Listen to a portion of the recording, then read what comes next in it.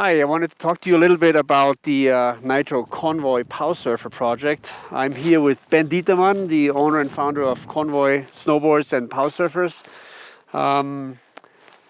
Ben is a guy that we met a couple of years ago, and we felt we wanted to do something in the POWSURFing area. For me personally, it was a bit of a flashback. When I started snowboarding, it was very similar to what POWSURFing is today. And we felt, even though we have a lot of know-how in Nitro with snowboards, we don't really know much about how a good POWSURF is built and designed. And it actually is very, very different, as POWSURF is not just a snowboard without bindings. There's a lot more know-how that goes into it. So we were lucky enough to meet Ben and start working with him. We rode together and tried out many different shapes. Ben is kind of a mastermind that, is trying out many different things, new shapes, new ideas and concepts in his workshop. And it was very, very intriguing to us to work with somebody who has this much know-how. So for us, it was amazing to work with you, and I think the outcome is working really well. What was your initial motivation to even work with a brand like Nitro? Now, for me, it was just like in general, like just entering this kind of industry. It was just like,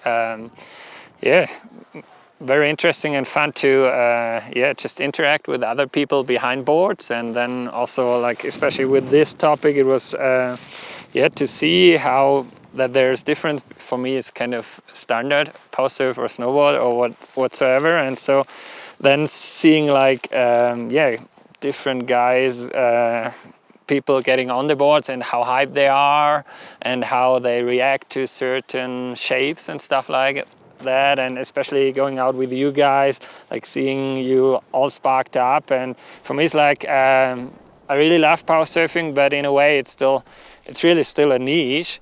And for me and like a big group of friends, it was just like such a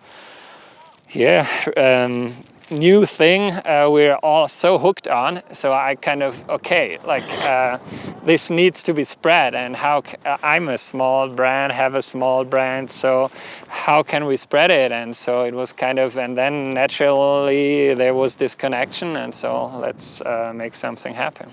I think that's what our main motivation was. We wanted to do something in POWSURFing, but we didn't want to take away from such an advanced and forward-thinking and designing brand like yours.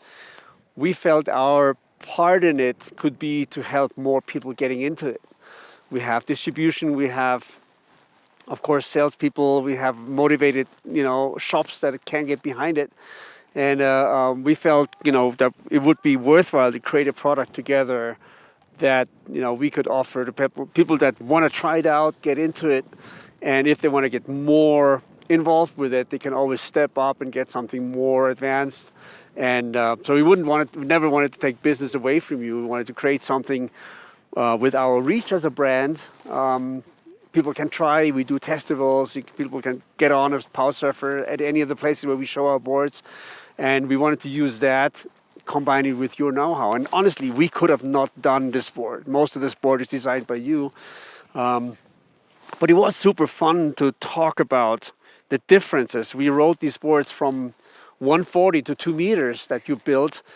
And it's interesting even now, the difference, between the board that we designed here together and the boards you're offering.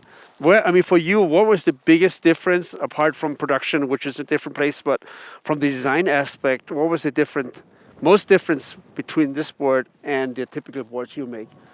For me, it was kind of just getting to the topic from a different perspective, because I kind of got caught up in like, okay, where can I take POWSURFing? Okay, I'm gonna do more rails and I'm gonna go into the alpine terrain and stuff like that. But then I really realized how much it just caters to people, just like really all kinds of people.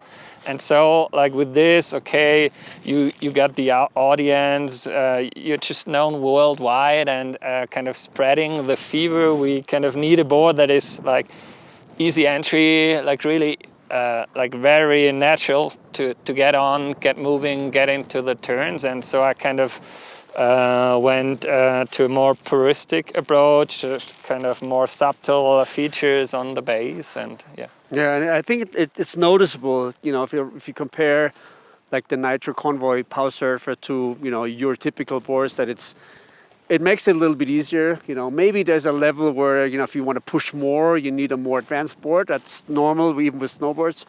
But I think it's a very good board to get into power surfing. It's not intimidating. It's short enough, to make it turn easily. It's wide enough to float in the powder.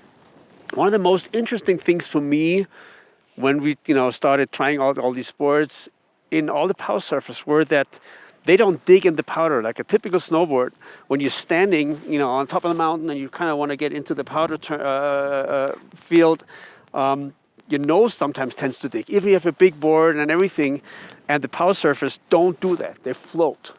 And it's partly in the design, partly in the spooned nose, and I think partly in the fact that they don't have a nose radius. They have basically a rocker that goes all the way through. I think that's the main difference.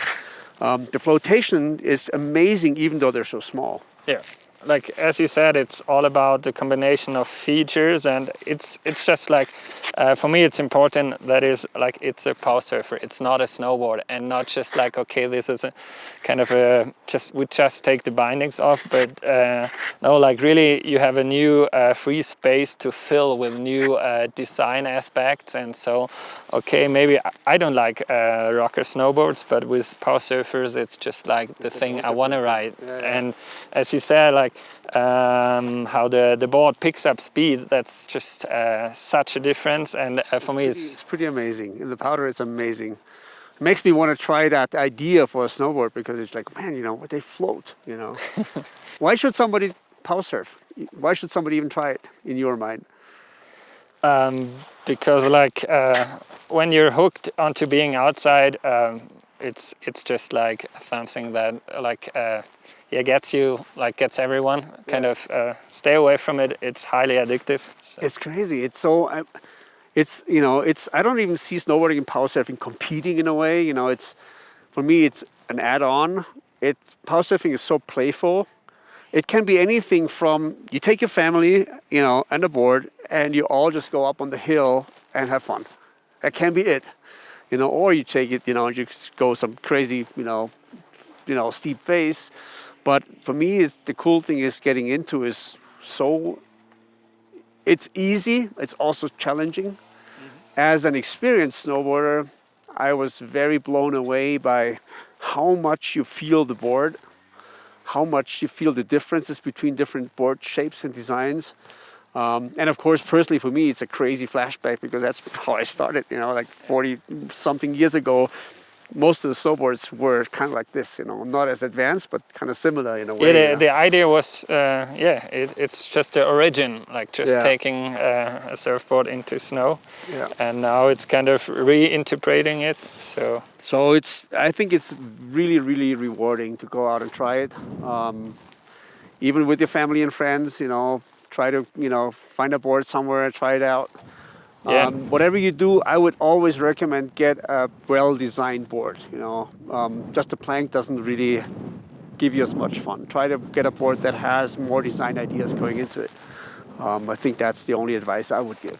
I mean, you can really have fun on anything. Like if it's a bit of downhill and you got that powder, but like having a bit more like the possibility to make precise maneuvers. Yeah. It's just like, okay, it opens up much more. And for me, it's like a lot of people come to me like, I'd love to try, but I don't want to miss those 10 really the epic days. And like for me, no, like on the epic days, just ride whatever, it's fun. So but like you have a cloudy day, you have a whatever, just I really love it as a tool to spice up those days where you kind of have low expectations, but then with the power surfer you find that small you don't need patch. Much you don't need much. That's the cool thing too. You need a little hill is already enough, not to say that that's where it stops, but that can be already a lot of fun. Cool, so let's do it.